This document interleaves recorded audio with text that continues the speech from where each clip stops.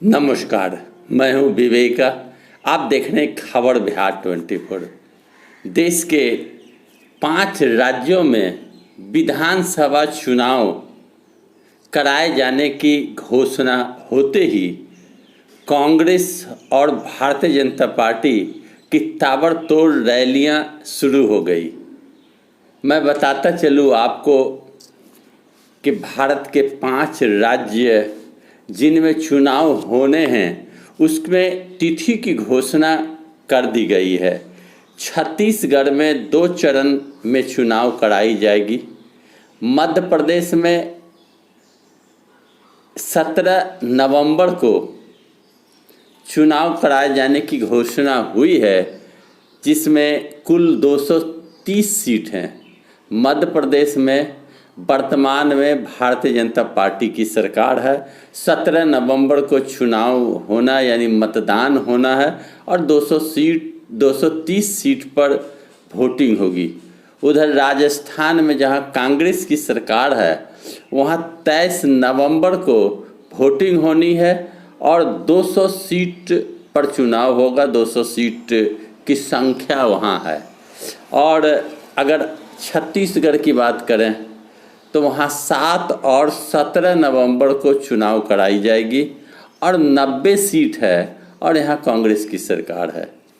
मिजोरम 7 नवंबर को मतदान होना है, जहाँ 40 सीट की संख्या है। और उसके बाद आता है तेलंगाना। तेलंगाना में होगी 30 नवंबर को वोटिंग और वहाँ 119 सीट की संख्या है जिस पर मतदान होगा। तो छत्तीसगढ़ में 2 चरण, बाकी 4 राज्य में 1 चरण में चुनाव कराए जाएंगे और सबके परिणाम की घोषणा जो होनी है वो आपको 3 दिसंबर को घोषित होगी।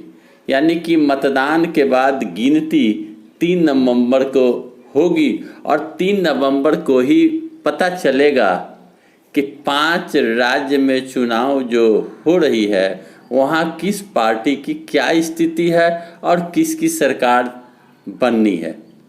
तो हमने आपको बताया कि मध्य प्रदेश में भारतीय जनता पार्टी की सरकार है, राजस्थान में कांग्रेस की सरकार है, छत्तीसगढ़ में कांग्रेस की सरकार है, तेलंगाना में टीआरएस की सरकार है, मिजोरम में मिलीजुली सरकार है। अब 5 राज्यों का चुनाव को लोकसभा चुनाव से जोड़कर देखा जा रहा है। 24 में लोकसभा का चुनाव होनी है, जिस पर मोदी जी की प्रतिष्ठा दांव पे लगी हुई है। और अंत में 23 के अंत में यानी नवंबर में 5 राज्यों में विधानसभा चुनाव होनी है। कड़ा संघर्ष देखा जा रहा है।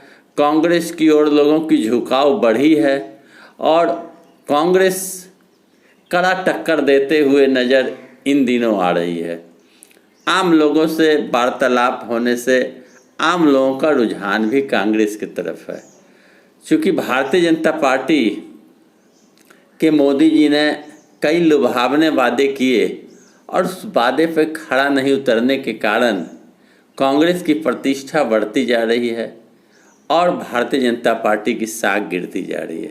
भारत जोड़ो यात्रा और राहुल गांधी के द्वारा बेबाक अडानी अंबानी के बारे में पूछना, सदस्यता चला जाना, फिर सदस्यता बहाल होना, इन सारे कड़ियों को अगर जोड़ते हैं तो राहुल गांधी भाजपा से कड़ा टक्कर ले रही है, संघर्ष कर रही है, आम लोगों से मिलना जुलना, यह कांग्रेस को लाभ दे रहा है।